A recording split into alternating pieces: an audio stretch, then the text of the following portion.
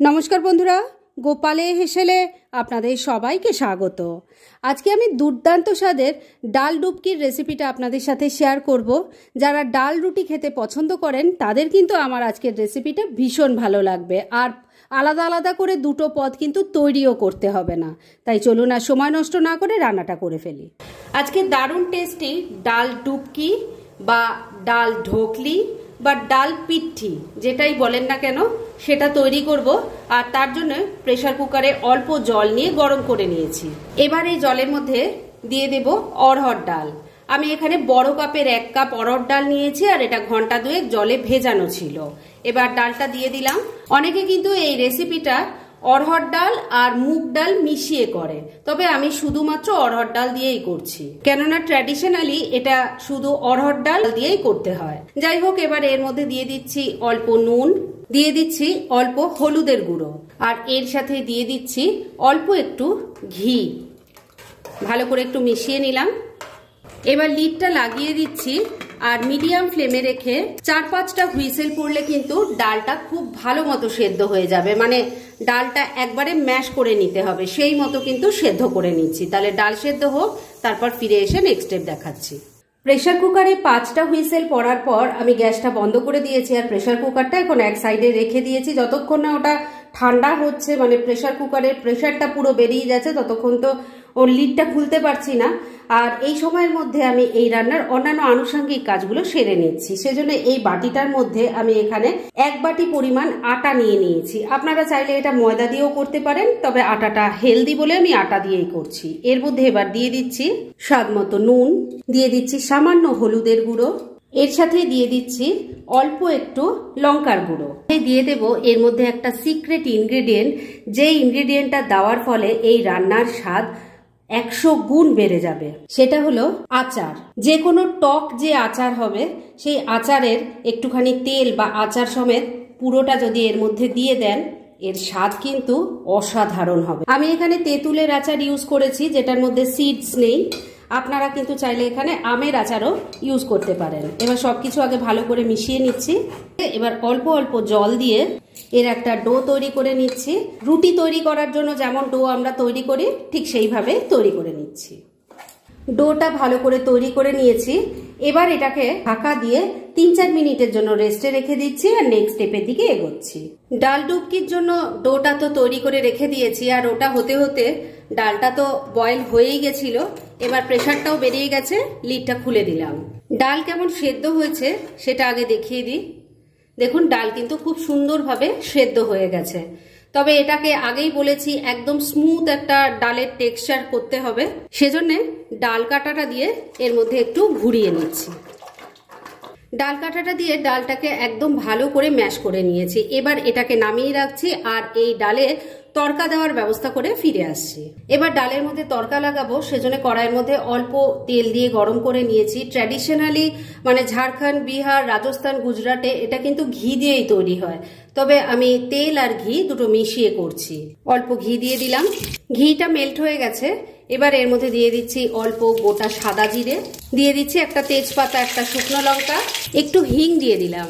ফোড়নটা একটু ভাজা ভাজা করে নিচ্ছি। ফোড়নটা ভাজা ভাজা হয়ে গেছে। এবার এর মধ্যে দিয়ে দিচ্ছি 1 চামচ আদা বাটা। এর ওপর আগেই নুনটা দিয়ে দিলাম, না হলে এটা খুব ছিটবে। আর নুন দেওয়ার সময় খুব খেয়াল রাখবেন, কেননা ডাল সেদ্ধ করার সময় অল্প নুন দেওয়া ছিল। দিয়ে দিলাম অল্প হলুদের গুঁড়ো, অল্প একটু কাশ্মীরি মির্চ পাউডার দিয়ে দিলাম, 1 চামচ ধনের গুঁড়ো দিয়ে দিলাম, এর সাথেই 1 চামচ জিরের গুঁড়ো দিয়ে দিলাম। একটু টমেটো টুকরো করে কেটে নিয়েছি, দিয়ে দিলাম। অল্প একটু জল অ্যাড করে দিচ্ছি, না হলে মশলাটা কষানো যাবে না। এবার মিডিয়াম ফ্লেমে রেখে সমস্ত কিছু মিশিয়ে খুব ভালো করে মশলাটাকে কষিয়ে নিতে হবে। বন্ধুরা, আপনারা আমার রেসিপি দেখার সাথে সাথে আমার ফেসবুক পেজ গোপালের হেসেল, তাতেও ভিজিট করতে পারেন। ডেসক্রিপশন বক্সে লিংক দেওয়া আছে। 2-3 মিনিট সময় নিয়ে মশলাটাকে খুব ভালো করে কষিয়ে নিয়েছি। এর থেকে দেখুন এখন তেলটা সেপারেট হয়ে গেছে। এবার সেদ্ধ করা অড়হর ডালটা এর মধ্যে দিয়ে দিচ্ছি। পুরোটা ডাল দিয়ে দিয়েছি। এবার বেশ কিছুটা উষ্ণ গরম জল এর মধ্যে অ্যাড করছি। ভালো করে মিশিয়ে নিচ্ছি। সবকিছু ভালো করে মেশানো হয়ে গেছে। এবার এর মধ্যে কয়েকটা গোটা কাঁচা লঙ্কা দিয়ে দিলাম। এবার ফ্লেমটা একদম কমে করে দিলাম। এই ফ্লেমে এই ডালটা ফুটতে থাকবে। ডাল যত ফুটবে ততই কিন্তু তার টেস্ট ভালো হবে। তাহলে এদিকে ডালটা ফুটতে থাক আর ওদিকে চলুন ডুবকিগুলো বানিয়ে ফেলি। ডালটায় তড়কা লাগাতে লাগাতে ডোটারও ভালো মতো রেস্ট করা হয়ে গেছে। এবার এটাকে আবারও একবার ভালো করে মেখে নিয়ে এর থেকে বড় বড় করে লেচি কেটে নেব। লেচিগুলো কেটে নিয়ে একটা লেচি নিয়ে নিয়েছি বেলার জন্য। একটু আটা ছড়িয়ে এটাকে না পাতলা না মোটা এই ধরনের একটা বড় রুটি বেলে নিচ্ছি। একটা বড় করে রুটি বেলে নিয়েছি। এবার একটা গ্লাসের সাহায্যে এটা কেটে নেব। সবকটা কেটে নিয়েছি। এবার এক্সট্রা পোর্শনগুলো তুলে ফেলছি। এবার ডুবকি তৈরি করব। সব থেকে সহজ পদ্ধতিটাই আমি দেখাচ্ছি যাতে সবাই তৈরি করতে পারে। দেখুন, প্রথমে এই দুটো পোর্শন আগে একটু মুড়ে নিচ্ছি। এবার এই দুটো পোর্শন যে খোলা রয়েছে এটা এখান থেকে ধরে এর সাথে লাগিয়ে দিচ্ছি। আবার এই দিকটাও সেম এইভাবে লাগিয়ে দিচ্ছি। দেখুন এরকম হয়েছে ব্যাপারটা। এবার মাঝখানটা একটু পিঞ্চ করে দিলাম।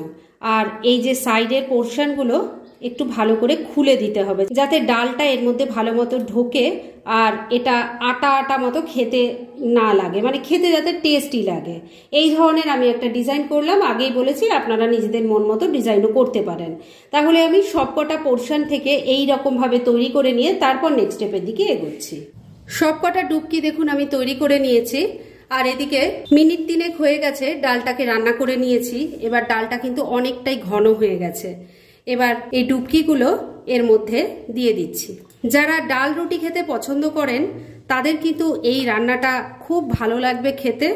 আর আপনাকে ডাল রুটি আলাদা করে করতেও হলো না। আর টেস্ট যে কি অসাধারণ সেটা আপনারা নিজেরা ট্রাই করে তারপর আমাকে জানাবেন যে কেমন লাগলো।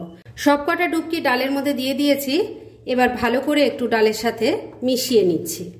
ভালো করে সবকিছু মেশানো হয়ে গেছে। এবার ফ্লেমটাকে লো আর মিডিয়ামের মাঝামাঝি রেখে ঢাকা দিয়ে 3-4 মিনিট রান্না করব, যতক্ষণ না এই ডুবকিগুলো সেদ্ধ হয়ে ডালের ওপর উঠে আসে। মিনিট 3 রান্নাটা হয়ে গেছে। এবার ঢাকা তুললাম।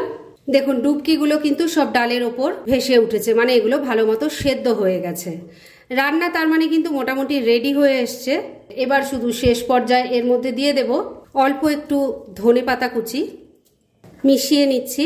আর বন্ধুরা আমি কিন্তু মাঝে একবার ঢাকাটা তুলে একটু নাড়াচাড়া করে দিয়ে নুন মিষ্টিটা চেক করে নিয়েছিলাম। আপনারাও কিন্তু দরকার হলে সেটা করে নেবেন। এবার গ্যাস বন্ধ করে দিয়ে আরেকটা ইনগ্রেডিয়েন্ট এর মধ্যে দেব, যার ফলে এই রান্নার টেস্ট অসাধারণ হয়ে যাবে। সেটা হলো আর 1 চামচ তেঁতুলের আচার। এটা দিলে কিন্তু স্বাদ সত্যি বলছি ভীষণ ভালো হয়। আর এটা কিন্তু গ্যাসটা বন্ধ করার পরই দেবেন। সবকিছু খুব ভালো করে মেশানো হয়ে গেছে। ডাল ডুবকি বা ডাল ধোকলি বা ডাল পিঠি একদম রেডি। গ্যাস তো আগেই বন্ধ করে দিয়েছি। আর এবার কিন্তু আর এটাকে ঢেকে রাখা যাবে না, কেননা তাহলে ওই যে ডুবকিগুলো রয়েছে সেগুলো কিন্তু একদম নরম হয়ে যাবে, যেটা দেখতে বা খেতে কোনোটাই ভালো লাগবে না। তাই ডাইরেক্ট সার্ভ করে আপনাদের দেখাচ্ছি।